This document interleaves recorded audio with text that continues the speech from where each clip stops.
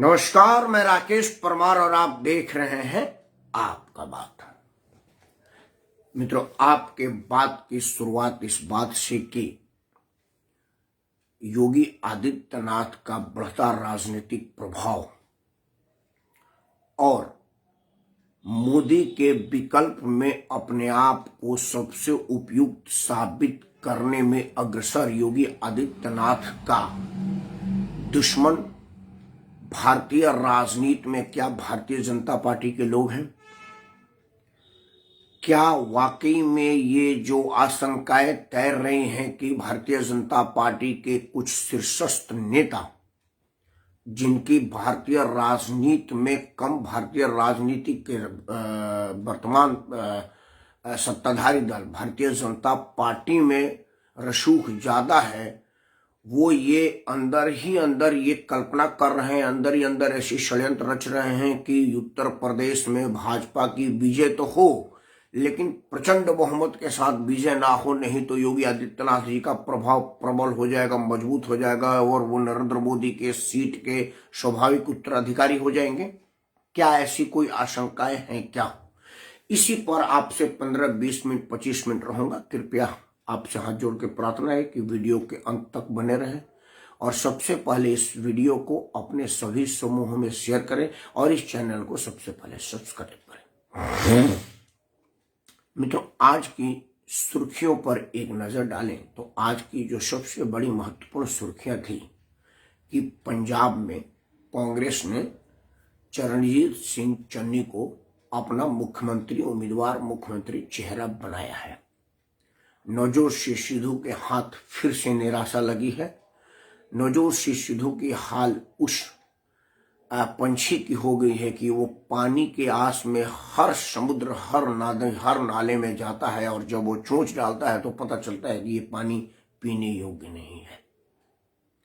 स्थिति बड़ी बुरी है, भयावह है और बड़ी खतरनाक है नवजोत सिंह सिद्धू के लिए, नहीं पंजाब के लिए, क्योंकि अब नवजोत सिंह सिद्धू पंजाब में कांग्रेस के विरुद्ध अपना राजनीति करेंगे, क्योंकि उनका इन केंद्र प्रकेंद्र मुख्यमंत्री बनने की सपना है, जिसकी वजह से वो भारतीय जनता पार्टी छोड़े, क्योंकि भारतीय जनता पार्टी प्रकाश सिंह बादल के साथ समझौते में सरकार चला रही थी। एब्सोल्यूट मेजोरिटी पाने की कभी उन्होंने मनसा ही नहीं जाहिर किया और नवजोत सिंह सिद्धू चाहते थे कि उनकी ही सरकार बने, उनके नेतृत्व में। खैर, मुद्दा आज ये नहीं है। सुर्खियां और सबसे बड़ा और सबसे बड़ी बात थी जिस पर चर्चा किया जा सकता था, लेकिन मैं अभी मुद्दों पर जो उकसाऊ, भड़काऊ और खतरनाक होते हैं उस पर बहुत जल्दी त्वरित बोलना नहीं चाहता। मामला बड़ा ज्वलंत है और धार्मिक है। भारत के भूभाग कर्नाटक में जिस तरह से यूनिफॉर्म जिहाद छिड़ा हुआ है, देश के कई भागों में इसके लपट आने के, इसके प्रभाव दिखने के प्रबल आशंका है, क्योंकि देश के महत्वपूर्ण राज्य उत्तर प्रदेश में चुनाव है और चुनाव में ओवैसी ने इस मुद्दे को उठा दिया है। संभव है कि स्कूल कॉलेज में भी दिखे। मैं बात कर रहा हूं हिजाब के बदले में भगवा गमछे का। मित्रों, यूनिफॉर्म का हिंदी में मतलब होता है समानता, बराबर। स्कूल कॉलेज में यूनिफॉर्म इसलिए अपनाई जाती है ताकि विद्यार्थियों में किसी तरह की हीन भावना ना हो, क्योंकि कोई धनी आदमी का बेटा कोई महंगी सूट और किसी गरीब आदमी का बेटा कोई फटा सूट पहन के ना जाए, कोई हिंदू पगड़ी और कोई मुसलमानी लिबास पहन करके ना जाए, उसे सब के सब एक दिखें, इसीलिए यूनिफॉर्म अपनाया गया है। लेकिन राजनीति जो न करवाए, उन्हें किसी बच्चों के भविष्य से क्या मतलब है, उन्हें मतलब अपने गंदी राजनीति से है। तो उस गंदी राजनीति के चक्कर में ये जो हिजाब का प्रभाव बढ़ाने का प्रयास किया जा रहा है, वो उसी का एक्सटेंशन है जो सड़कों पर नमाज की बात थी। सड़कों पर नमाज आदरणीय नवीन चतुर्वेदी साहब ने मुझे मार्गदर्शन दिया है, क्योंकि इतने सज्जन, इतने बड़े, इतने पढ़े लिखे आदमी मुझे मार्गदर्शन देंगे तो मुझे लगेगा कि मैं कुछ बढ़िया करने की शक्ति रखता हूं, क्योंकि मैं शून्य हूं। लेकिन अगर नवनीत चतुर्वेदी मिल जाते हैं तो 10 हो जाते हैं, तो मुझ में 10 गुना जोश है। मैं चाहूंगा इनकी मार्गदर्शन पढ़ूं। आप एक वरिष्ठ पत्रकार हैं, निष्पक्ष तो ये मैं नहीं कह सकता, इनके लेखनी और के पानी से आप निष्प लगाएंगे, मेरे लिए आदरणीय है नवनीत चतुर्वेदी जी, बड़े प्रखर है और बड़े ओजस्वी आदमी हैं।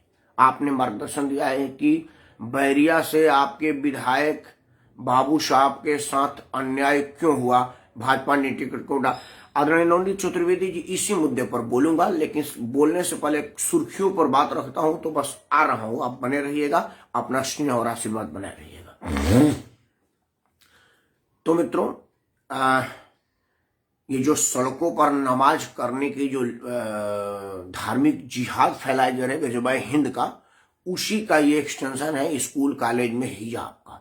क्योंकि जो लोग सड़कों पर नमाज अदा करते हैं उन सबके पास घर है, वो घर से नमाज अदा कर सकते हैं। क्योंकि दुनिया में जो इस्लामिक राष्ट्र है, जहां सिर्फ इस्लाम है और कोई राष्ट्र नहीं है और कोई धर्म की मान्यता नहीं है, वहां भी सड़कों पर नमाज पढ़ने की अनुमति नहीं है। जहां से इस्लाम की शुरुआत हुई, मतलब मक्का, जहां पर कोई भी मुसलमान जाकर सजदा करता है तो कहता है कि उसका मुसलमान होने का फर्ज पूरा हो गया, मक्के का हज करके आने का मतलब वो आदमी हाजी हो गया। वहां पर भी सड़क पर नमाज करने की इजाजत नहीं है। लेकिन ये भारत है, अगर यहाँ पर कानून मान लिया जाए तो फिर धर्म का। खैर, आज मुद्दा इन सब विषयों पर नहीं था। आज मुद्दा है कि क्या भारतीय जनता पार्टी के कुछ शीर्षस्थ नेता ये चाहते हैं अंदर ही अंदर की उत्तर प्रदेश में बहुमत तो आवे, लेकिन पूर्ण बहुमत ना आए, क्योंकि उससे योगी आदित्यनाथ का प्रभाव बढ़ जाने का खतरा है उनके लिए। मैं ऐसा क्यों कहने पर मजबूर हुआ हूं? ये बात जब आप उत्तर प्रदेश में भारतीय जनता पार्टी के टिकटों की बंटवारा देखेंगे, चाहे उत्तर प्रदेश हो, गोवा हो, मणिपुर हो, पंजाब हो, तो आपको बड़ी स्पष्ट समझ में आ जाएगी कि स्थिति क्या है। सबसे पश्चिम में चलते हैं, छोटा राज्य है गोवा। नहीं तो आप कहेंगे कि बड़ा राज्य इसलिए बड़े राज्य की बात करें, मैं बात करता हूं गोवा का। मित्रों, गोवा के एक बड़े ओजस्वी मुख्यमंत्री थे।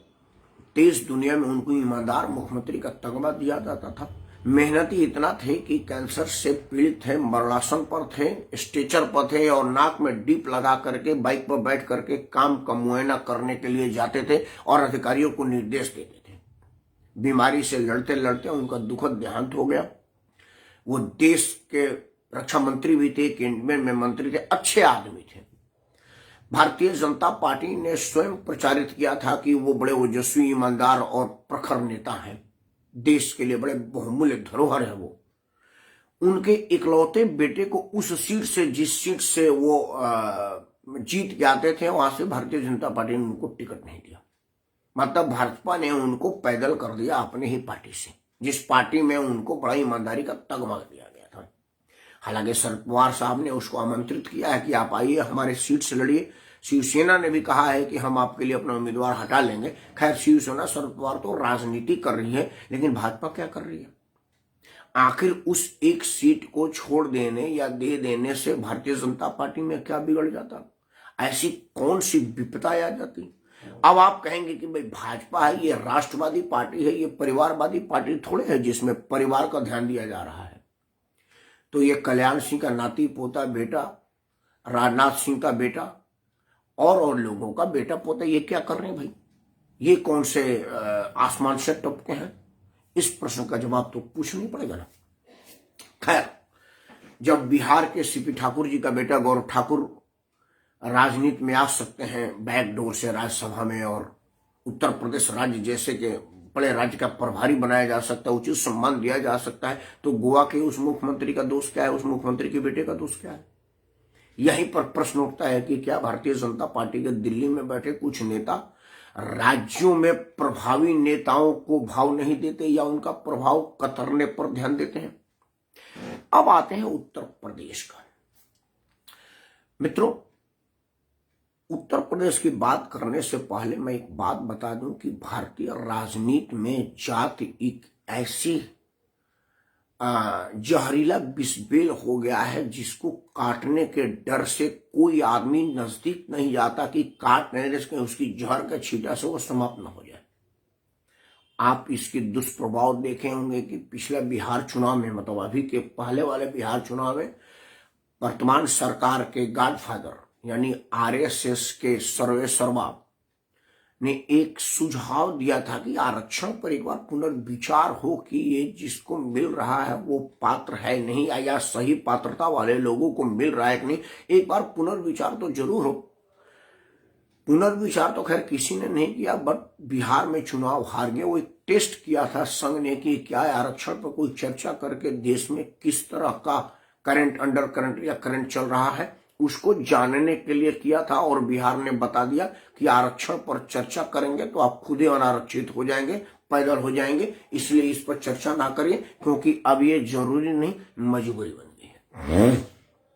ऐसा मैं क्यों कह रहा हूं कि भारत के राजनीति में कुछ चीजें ऐसी होती हैं, कुछ स्थान ऐसे होता है जिसको राजनीति से ऊपर दर्जा दिया गया, माना भी गया कि ये लोग राजनीति से ऊपर है। जैसे भारत के राष्ट्रपति प्रथम नागरिक का दर्जा है, उनको कहा जाता है कि ये राजनीतिक शख्सियत नहीं है, ये राजनीति से ऊपर के लोग हैं। अगर कोई राजनीतिक होता है तो राष्ट्रपति के चुनाव लड़ने से पहले वो राजनीतिक दल से त्याग पत्र दे देता है और वो न्यूट्रल आदमी होता है, और उसके क्रियाकलाप को, उसके कार्यक्रम को, उसके काम को न्यूट्रल और तटस्थ की उम्मीद की जाती है। और बड़ा सुखद या सुकून वाली बात है कि अब तक के राष्ट्रपतियों ने ऐसा किया है। कभी कभी किसी किसी स्थितियों पर परिस्थिति जन हमको लगने के अलावा बाकी वो सब न्यूट्रल रहे हैं। उस स्थान पर बैठे हुए आदमी को हम लोग बेशर्मी से कहते हैं कि हमने दलित को राष्ट्रपति बनाया है। मतलब आप राष्ट्रपति को राष्ट्रपति की योग्यता और पात्रता के आधार पर नहीं बनाए हैं, आप इसलिए बनाए कि वो दलित है। अब समझ लीजिए कि देश में जातीय जहर कहां तक घुल चुका है और कितना बुरी और बड़ी भारी स्थिति पहुंचा दिया है। ये मैं उदाहरण के लिए दे रहा हूं। अभी राष्ट्रपति के चुनाव पर चर्चा नहीं हो रही है, ना ही राष्ट्रपति के ओहदे पर चर्चा हो रही है। कुछ सीटें हैं, मुख्य चुनाव आयोग होता है, चीफ जस्टिस होते हैं, इलेक्शन कमीशन, और ये सब जो पोस्ट है, हम उस पर बैठे लोगों के जाति की चर्चा खुलेआम करते हैं, सदन में करते हैं, सदन से बाहर करते हैं, राजनीति में करते हैं और मंचों पर करते हैं। मतलब जाति पहली चीज है, उससे आप अपने आप को हटा नहीं सकते, और भारतीय राजनीति से जाति हटाने की कल्पना फिलहाल नहीं होती दिख रही है। ऐसी स्थिति से मैं चर्चा करूंगा उत्तर प्रदेश में टिकटों की बंटवारा पर। मित्रों, मैं बेशक दिल्ली में रहता हूं, लेकिन मेरा मतदान का अधिकार उत्तर प्रदेश के बलिया जिले के बैरिया विधानसभा के शोभा छपरा गांव में है। मैं मतदाता बैरिया विधानसभा का हूं, बलिया जिला का, क्योंकि मैं वहीं का रहने वाला, मेरा गांव शोभा छपरा है। तो चर्चा क्यों ना उत्तर प्रदेश जहां से शुरुआत होती है, मतलब पूरब से सूर्योदय होता है ना, तो पूरब से शुभारंभ मान ले तो मेरे बलिया से उत्तर प्रदेश की शुरुआत होती है, तो शुरुआत बलिया से करते हैं। मित्रों, बलिया से भारतीय जनता पार्टी ने अब अपने सारे उम्मीदवार का घोषणा कर दिया है। वहां पर 3 वर्तमान विधायकों का टिकट काटा गया है। सबसे पहली टिकट की चर्चा करते हैं। हालांकि जो पहली अनाउंस हुआ उसमें धनंजय कनौजिया का टिकट कटा, लेकिन वो अभी बाद में पड़ता है। पहले पड़ता है जो उत्तर प्रदेश की सबसे पहला गांव पड़ता है, सबसे शुरुआत होता है बैरिया विधानसभा।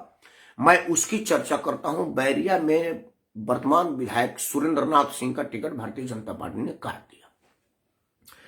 भारतीय जनता पार्टी ने टिकट काटा, क्यों काटा, किस मापदंड पर काटा, उस टिकट काटने के पीछे मंशा क्या, सा उद्देश्य क्या था, मैं इस पर चर्चा नहीं कर रहा। मैं चर्चा कर रहा हूं टिकट काट के टिकट देने का। टिकट मिला है उत्तर प्रदेश राज्य के MOS मतलब मिनिस्टर ऑफ स्टेट आनंद स्वरूप शुक्ला को।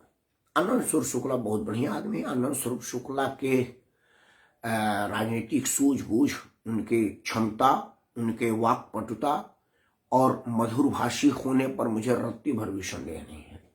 संगठन में अच्छी पकड़ रखते हैं, क्योंकि वो गोरखपुर क्षेत्र के प्रांत प्रचारक थे, क्षेत्र प्रचारक थे, और बलिया के युवा और होनहार नेता में उभरने के चांस में थे और उभर भी रहे थे। उनकी योग्यता पर मैं प्रश्न नहीं उठा रहा हूं।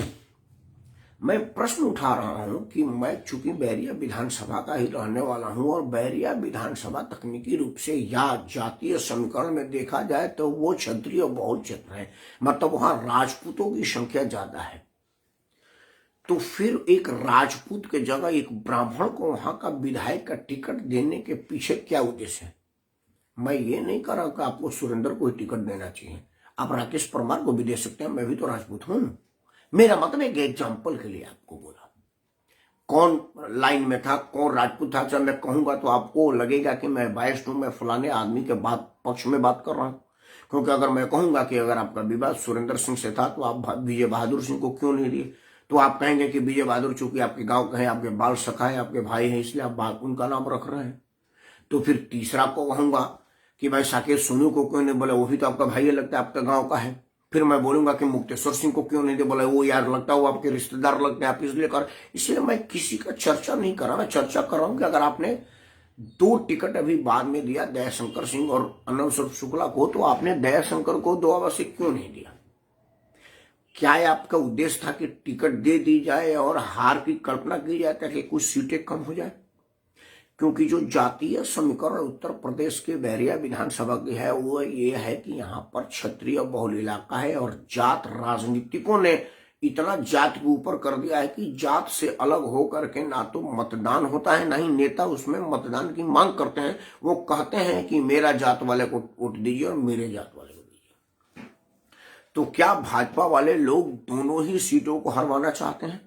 मतलब दयाशंकर सिंह को बलिया से टिकट दिया है जो ब्राह्मण बहुल इलाका है, मतलब बैरिया से अगर कोई चुनाव जीतेगा तो ब्राह्मण ही जीतेगा क्योंकि वो ब्राह्मण बहुल इलाका है।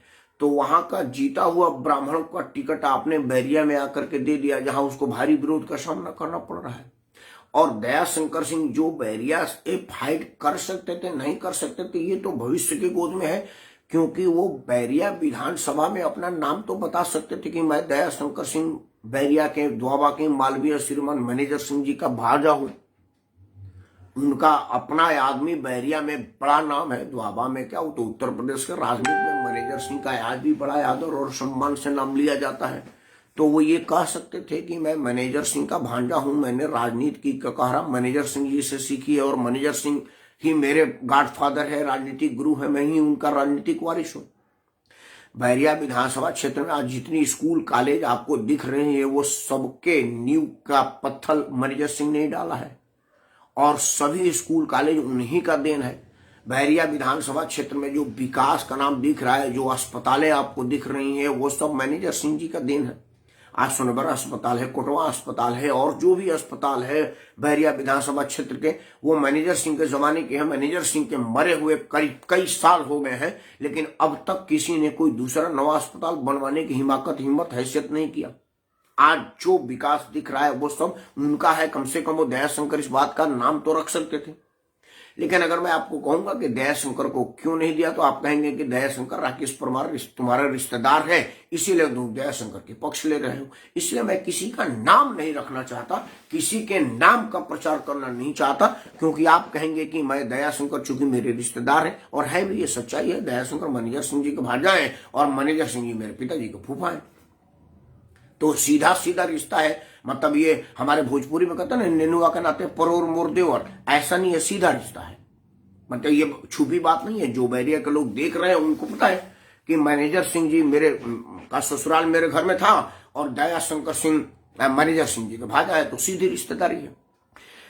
मेरा आज प्रश्न ये है कि अगर आपको एक इतने लोकप्रिय नेता का टिकट काटना पड़ा जिसकी लोकप्रियता आज साबित हो चुकी है उसके बुलाए भीड़ से, तो फिर आपको उसके सब्स्टिट्यूट में आप उसी के मुकाबले के लोकप्रिय नेता को टिकट क्यों नहीं दिए? अगर आपको चाहिए था उस सीट को निकालना, तो सीट को जीतना, तो आपको खोजना चाहिए ना कि भाई सुरेंद्र सिंह के मुकाबले में कौन वहां पर लोकप्रिय है। मित्रों, मैं एक बात और आपसे करना चाहता हूं, एक बात पर और चर्चा आपसे करना चाहता हूं कि भाई सुरेंद्र सिंह का टिकट काटने के पीछे मंशा क्या था और मैसेज क्या था, वो जब तक बात नहीं होगी तब तक बात पूरी नहीं हो सकती। मित्रों, सुरेंद्र सिंह क्या किए, पार्टी किस बात पर नाराज हुई, मुझे इसकी जानकारी नहीं है और ना ही मैं कोई अधिकृत व्यक्ति हूं कि उसकी जानकारी रखूं, ना ही मैं कोई अंदाजे पर काम करता हूं कि मैं अंदाज लगाऊं कि शायद फलाना चीज हुआ होगा। नहीं, ये मेरा मतलब नहीं, मेरा मुद्दा नहीं है और ये मेरा काम भी नहीं है। मैं तो सिर्फ एक बात कह रहा हूं कि श्रीमान सुरेंद्र सिंह अपने 5 साल के कार्यकाल में उन्होंने और कुछ किया हो या न किया हो, एक बात जरूर उन्होंने किया है कि वो बैरिया विधानसभा में स्वर्ण समाज के प्राउड के रूप में उभरे हैं, इसमें कहीं कोई दो राय नहीं। हालांकि उनको लोग अपने राजनीतिक प्रतिद्वंदता की वजह से क्षत्रिय कह के प्रचारित करें, लेकिन सुरेंद्रनाथ सिंह ने स्वर्ण समाज के लिए खुला बगावत किया है, अपने पार्टी तक से बगावत किया है। कुछ लोगों का तो ये कहना है कि उनके टिकट कटने का वजह भी यही है कि पार्टी को लगा कि सुरेंद्र सिंह बेलगाम होते जा रहे हैं। तो क्या भारतीय जनता पार्टी कुत्ता पालने की शौकीन है कि उन्हें लगा होगा कि भाई हमें कोई ऐसा बोलने वाला आदमी नहीं चाहिए, हमें तो पालतू कुत्ता चाहिए जो मेरे बोले पर तू पे कू कू करे। और सुरेंद्र सिंह ऐसे पालतूगिरी और फालतूगिरी नहीं कर रहे हैं। क्या ये भारतीय जनता पार्टी के लोगों की मंशा है कि सुरेंद्र सिंह बेलगाम है और वो हमारे बात पर हमारे पालतू कुत्ता नहीं बन रहे हैं? तो अगर इस मापदंड पर टिकट बटेगा तो फिर भारतीय जनता पार्टी को दूर से प्रणाम क्यों न किया जाए। सुरेंद्र सिंह का टिकट का अपना नेशनल प्राइड का विषय बेशक ना हो, बट बैरिया में स्वर्ण प्राइड का विषय तो बन ही गया है। क्योंकि सुरेंद्र प्रताप सिंह जब भी कोई स्वर्ण समाज की बात आई है तो वो खुल करके आ गया है। हमको भूलना नहीं चाहिए कि जब आरक्षण की बात आई थी, जब लोकसभा में नरेंद्र मोदी ने अपने बहुमत के घमंड में एसटी एसटी को और भी मजबूत कर दिया था। पहले का एसटी एसटी था कि भाई कोई स्वर्ण समाज पर अगर एसटी एसटी लगता है तो दलित वर्ग को एक दो स्वर्ण समाज का विटनेस लाना पड़ता था कि वो कहे कि हाँ आपको जाति सूचक शब्द कहा।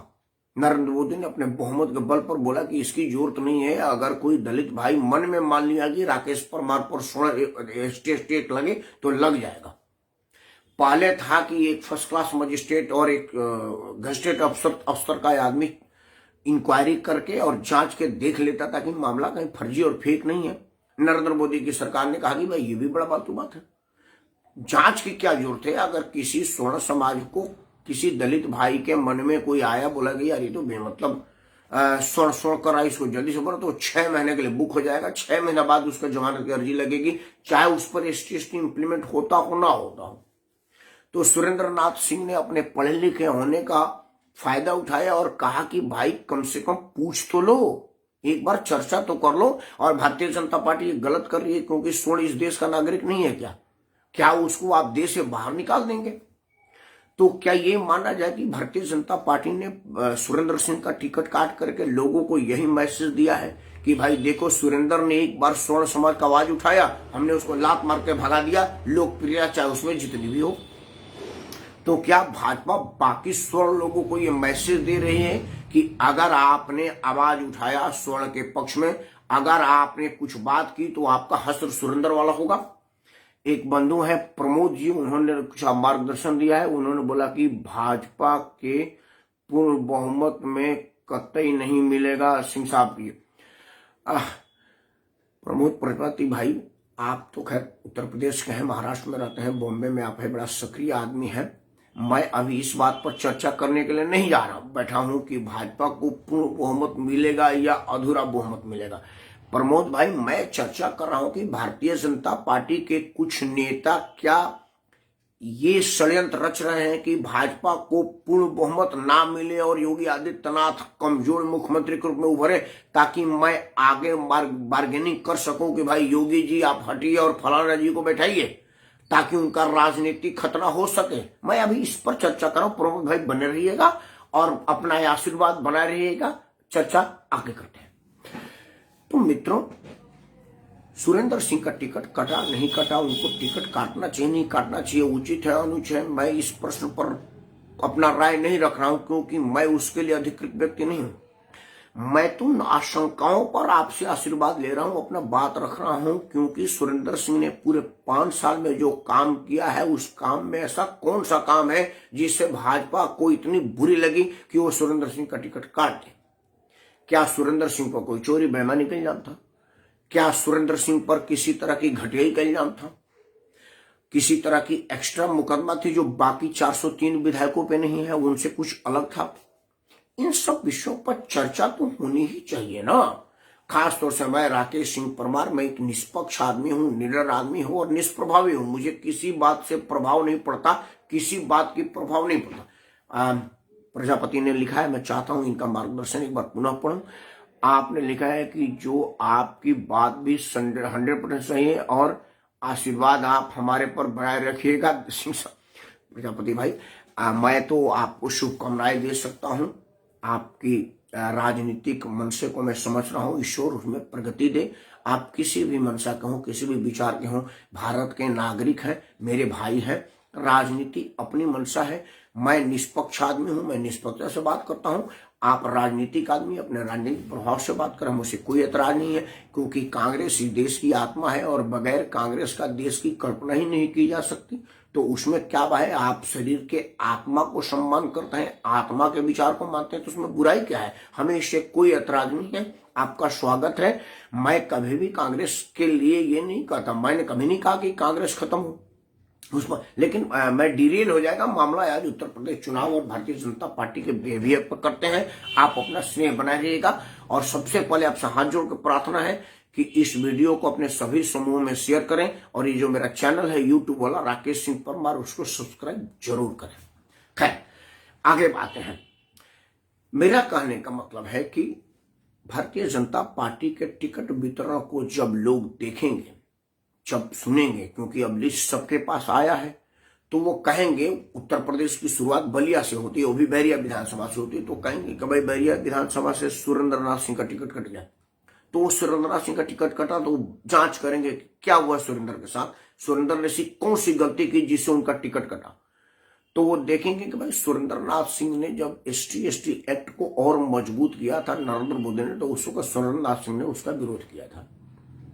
जब उत्तर प्रदेश के सदन में स्वर्ण समाज के विरुद्ध बिल पास हो रहा था, तो उसको सुरेंद्रनाथ सिंह ने विरोध किया था।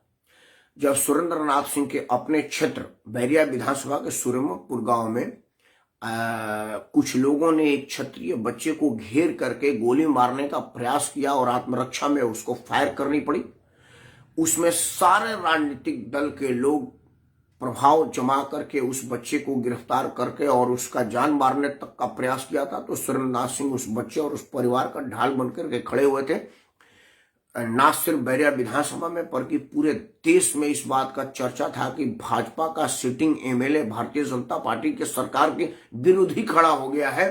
टीवी पर कई चर्चा हुआ था, मैं भी कई चैनलों पर बैठा हुआ था। एक चैनल पर मैंने कहा कि भाई मैं चाहता हूं कि मेरे को इस बहस से अलग रखा जाए, क्योंकि बैरिया विधानसभा मेरा अपना क्षेत्र है और सुरेंद्रनाथ सिंह मेरा अपना विधायक है। मैं बोलूंगा तो आपको बेस्ट लगूंगा। मेरे चैनल के प्रोड्यूसर ने कहा कि तो और अच्छी बात है कि आप उस वस्तु स्थिति को ज्यादा बढ़िया से समझेंगे और बढ़िया से समझाएंगे कि वहां की असल में सीन क्या है। तो मैं उनको बताया था कि जिस गांव की घटना है उस गांव में पिछड़ी और दलित बिरादरी की संख्या ज्यादा है, वो डोमिनेटेड पोजीशन में है, क्षत्रिय वहां पर बहुत कम है। लेकिन चूंकि बलिया जो क्षेत्र है उसमें क्षत्रिय चाहे एक ही घर किसी गांव में क्यों न हो, अभी ऐसी बुरी स्थिति नहीं है कि उसको लोग अपने बहुमत के आधार पर गांव से भगा देंगे। लेकिन जब डोमिनेट करने वाली बात होती है तो ऐसा हो जाता है। उसमें गांव में प्रधान का चुनाव के पहले वो वोटिंग का कार्ड पड़ा था, तो वो सारे के सारे वो करने लगे थे, कोहराम करने लगे थे और इसको फायर करना पड़ गया था। तो उसमें सुरेंद्र सिंह खुल करके आगे आए थे। मैं ना तो किसी पिछड़ी को दबाने की बात कर रहा हूं, ना ही किसी अगली को बढ़ाने की बात कर रहा हूं। मैं बात कर रहा हूं कि एक आदमी ने ओपन लाइन लिया है स्वर्ण समाज के साथ, तो क्या आप स्वर्ण समाज की बात करने वाले का टिकट काट देंगे? क्या ये भारतीय जनता पार्टी की अब राजनीति है कि भारतीय जनता पार्टी अब सिर्फ पिछड़े समाज की बात करेगी, पिछड़ों की बात करेगी, दलितों की बात करेगी, मुसलमानों की बात करेगी, पाकिस्तान और बांग्लादेश की बात करेगी, और भारत के स्वर्ण समाज की बात करने वाले को अपने से अलग कर देगी? अगर ऐसा नहीं है तो फिर क्या भारतीय जनता पार्टी ने जानबूझ के एक ऐसे कैंडिडेट को टिकट दिया है? चूंकि वो देखिए, आनंद स्वरूप शुक्ला मेरे बड़े अच्छे जानने वाले हैं, मैं उनको सीधा जानता हूं, वो मेरे को जानते हैं। विधायक बैरिया का चाहे आनंद स्वरूप शुक्ला बने या सुरेंद्र सिंह बने, जो अभी जितने लोग चुनाव मैदान में हैं, सपा का उम्मीदवार मेरे को सीधा जानते हैं, बसपा का उम्मीदवार मेरे को सीधा जानते हैं, जो सपा का बागी उम्मीदवार चुनाव लड़ने के लिए मैदान में आया है वो भी मेरे को सीधे जानते हैं, सुरेंद्र सिंह भी मेरे को सीधे जानते हैं, और अन्य शुक्ला भी, मतलब विधायक चाहे जो बने, मेरा तो मित्र ही कोई ना कोई विधायक बनेगा, मेरा जानकार ही कोई ना विधायक बनेगा। विधायक के रूप में मेरे को ऊपर कोई फर्क नहीं पड़ने वाला। लेकिन विधायक कैसे बनेगा इस बात पर तो चर्चा किया जाना चाहिए ना। चूंकि मैं बैरिया का मतदाता हूं और उत्तर प्रदेश का नागरिक हूं, उस पर तो चर्चा करें। तो मेरा चर्चा यह है, मेरा मांग यह है कि भाई अगर आप टिकट बंटवारे में आनंद शुक्ला को टिकट दिए हैं। शुक्ला में कोई बुराई नहीं है, मैं शुक्ला को किसी तरह से कमतर करके नहीं आकर रहा हूं, ना ही मैं कह रहा हूं कि वो बुरा है। लेकिन जाति का ब्राह्मण शुक्ला को क्षत्रिय बहुल इलाके में दे करके क्या आप शुक्ला को भी निपटाने के प्रयास कर रहे हैं क्या? क्या कोई आदमी आनंद स्वरूप शुक्ला को भी खत्म करना चाहता है राजनीतिक रूप से कि भाई उसको बैरिया में भेज दो, राजपूत बहुल इलाका है, वहां से चुनाव हार जाएगा तो वो निपट जाएगा मामला?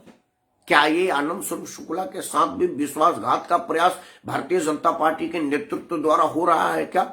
क्योंकि एक तरफ उसको टिकट दे दी गई तो बलिया से क्यों नहीं? अगर आनंद स्वरूप शुक्ला बड़ा बढ़िया योग्य और बढ़िया उम्मीदवार था, सुरेंद्र सिंह से सुपीरियर था, क्योंकि आपने सुरेंद्र सिंह का टिकट काट के आनंद स्वरूप शुक्ला का टिकट दिया है, तो अगर वो बड़ा सुपीरियर और बड़ा बढ़िया था तो उसको बलिया से क्यों नहीं दिया जहां उसने 5 साल तक मेहनत किया है, अपना क्षेत्र बनाया हुआ है?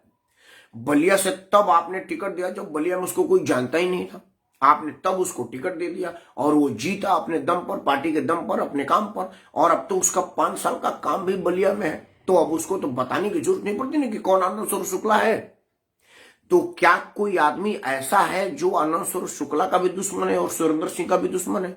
या वो उसको आनंद स्वरूप और सुरेंद्र से कोई मतलब, उसे तो भाजपा की एक सीट कम करने से मतलब है कि बहरिया में टिकट दे दो, सुरेंद्र का काट दो जो जीतते हुए प्रतीत हो रहे थे, और आनंद स्वरूप शुक्ला को दे दो क्योंकि उनका लड़ाई में ये हार जाएंगे, दोनों लोग निपट जाएंगे, हमारा मामला सीधा हो जाएगा, हमारा जो मकसद है पूरा हो जाएगा।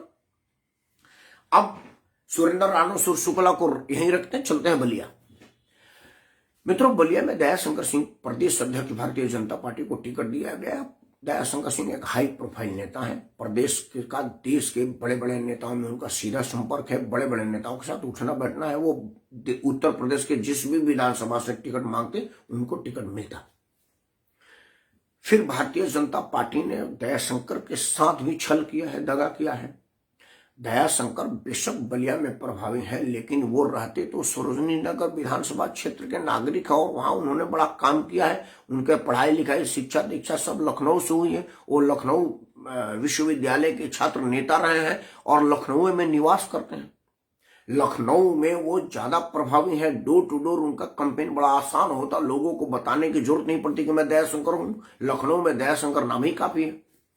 तो एक टिकट जो उनको लखनऊ से दिया जा सकता था, उस टिकट को काट करके आपने उनको बलिया में निपटा दिया।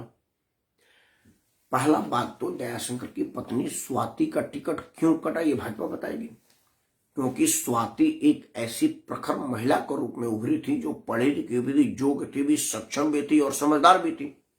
और उसके पूरे 5 साल में ऐसा कोई काम नहीं निकला जिससे उसको कहा जाएगा कि आप खराब की हैं और आप पर कोई बहुत बड़ा इल्जाम है। अगर ऐसा कोई इल्जाम नहीं था तो स्वाति का टिकट काटने का कोई valid reason Bharatiya Janata party क्यों नहीं बताती? चलो, टिकट काटना और टिकट देना भारतीय जनता पार्टी का एक अधिकार है, तो फिर उस सीट पर, जब उस सीट पर पत्नी का टिकट काटा तो पति को टिकट देना था, तो दयाशंकर को टिकट वहां से क्यों नहीं दिया, सरोजनी नगर से? भाई कहा जाता कि पत्नी को हमने टिकट नहीं दिया, कोई बपौती थोड़े है कि पुश्तैनी चलता रहेगा, एक बार दिया एक बार नहीं दिया, ठीक है, अच्छी बात है, कोई रजिस्ट्री थोड़े हुआ है। तो दयाशंकर को वहां से क्यों नहीं दिया? तो क्या दयाशंकर को बलिया में भेजने का मतलब यही है कि दयाशंकर की भी बढ़ती राजनीतिक प्रभाव को निपटा दिया जाए?